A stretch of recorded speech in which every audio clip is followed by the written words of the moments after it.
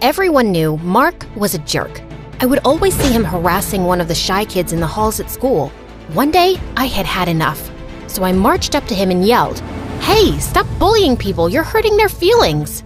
Mark was stunned. No one had ever stood up to him before. The shy kid ran away and we were left staring at each other. I was scared of what he would do or say, but he didn't really do or say anything. He only looked down like he was really sad and walked away. I was so shocked, and I had to admit, I felt kind of bad. I never yelled at anyone before, and I only did it because I thought he would get mad. But seeing him sad made me feel terrible. The next day, the entire hallway stunk. Everyone was trying to find out where the smell was coming from. As soon as I got close to my locker, I knew something was wrong. I opened it to find that it was yesterday's fish sandwich. It had been put in there and left all night. I almost puked. That's when I saw Mark smiling from down the hall. He was wearing those big, stupid headphones he always wore, and he even waved to me. All the guilt I had disappeared. I was gonna get him back. I just needed to figure out how. All day, I snuck behind him, following, watching, like a stealthy ninja. Every move he made, I was right there, but he never saw me. I noticed him writing in his notebook all day, in every class, but he was never prepared with the assignments. So I knew whatever he was writing, it wasn't homework. The notebook became my obsession. I needed to know what was in it so I could use it against him, but he never left the thing alone. It was always right beside him. Finally, in English class, he went to the bathroom.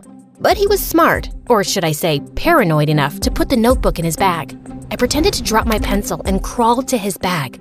I couldn't take the whole notebook without being discovered, so I just opened the zipper, and I hoped that would be enough for the notebook to fall out when he took his bag.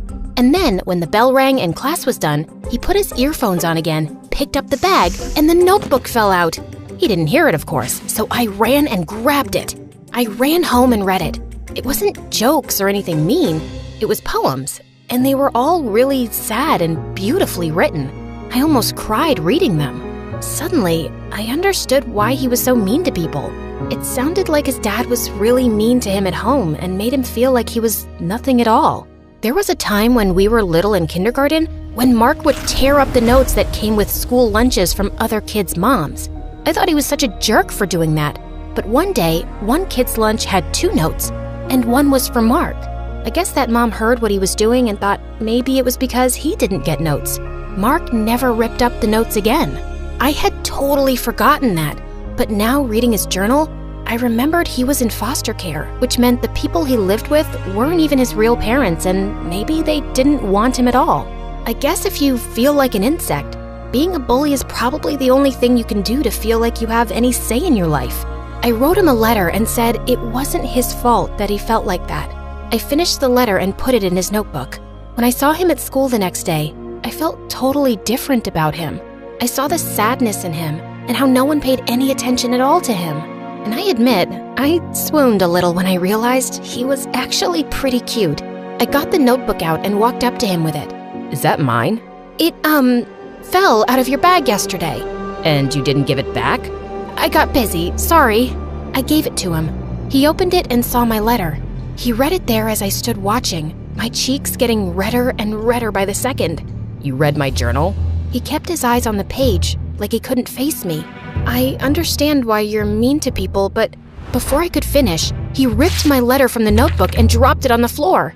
Don't ever read my stuff without permission again. All the good feelings I had for him disappeared. Didn't he know how hard I worked on that letter? How much I cared? Not to mention, I bore my soul to him. I got red again, but this time, it wasn't embarrassment. It was rage. That night, I told my mom everything. She told me, "Honey, you tried to do something nice, and that's great, but you read his private journal without asking. You invaded his privacy." I'm the only person who saw him. Everyone else ignores him. I understand, but that doesn't make him any less worthy of having privacy, does it? I went to my room without talking to her for the rest of the night. How could she not see what I had done? I put my heart on the line and got rejected. I did the right thing. All I wanted was to help him and let him know I understood. That night, I couldn't sleep. I kept tossing and turning, thinking about how he acted. but also what my mom said and how violated I would feel if someone read my diary. After barely sleeping a wink and finally calming down so I wasn't so angry anymore, I decided she was right. As soon as I got to school, I would apologize to him, and that would be that. I practiced my speech the entire walk to school that morning. Every word I would say, every gesture, I wanted to be understood and let him know that I understood him too. But when I got to school, I was horrified to see that there were printed posters of me all over the halls. They had my school photo and said Maggie is a stalker. Everyone was looking at me. I ran to the bathroom and cried. How could he do that to me? Maybe I was wrong to think he had any good in him at all. I wanted to run away and go home, but we had a big test that day, so I had to sit in class after class while the other kids whispered about me. I sat in all my classes getting angrier and angrier, waiting for my last class when I would finally see him. I couldn't wait to confront that jerk. When I finally saw him, he smirked at me. I stomped right up to him and yelled, "Tell them it was you." It was me. "Tell them it's not true." It is true. You read my journal. I was so frustrated. All I could think of was to scream. Ah! The teacher came up to both of us and gave me detention for yelling in class and gave him detention for pulling the prank. When we were both in detention, I made sure I was looking out the window or at the ceiling.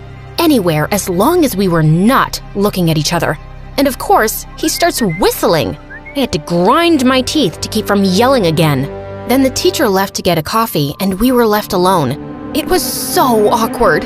After a while, he took out his notebook and was reading something inside really intently. I had to admit I was curious about what it was. And then he wrote something and I was so mad at myself for even caring, but I did. I wanted to know what it was. As much as he annoyed me, I really did like his poems. But then I remembered his prank and ignored him. It was so mean. How could he do that? Did you really mean what you wrote in your letter? I couldn't believe he was actually talking to me. Yes, of course, but how do you remember? You threw it away. After I put all the posters up, I went back and found it in the trash. He took out a paper from his journal. It was my letter. No one's ever seen me the way you did. Then the bell rang and detention was finally over. He moved to the door, but before he could leave, I said, "I'm sorry about reading your journal, but I really like your poems." He turned and looked me in the eyes and said, "Can you come to my house tomorrow?" I was shocked and couldn't speak for a minute. Before I realized it, I said, "Yes." He ripped a piece of paper from the journal and gave it to me. It had his address and a note for me. I read it when he left. It said, "To the girl who saw through me. Usually, everyone sees past what I am, or I might become. But when you looked, you saw something more. To them I am glass, cold and cracked. But to you I am water, living and essential. I have never been seen before. It scared me. Thank you. I'm sorry." Again, I swooned.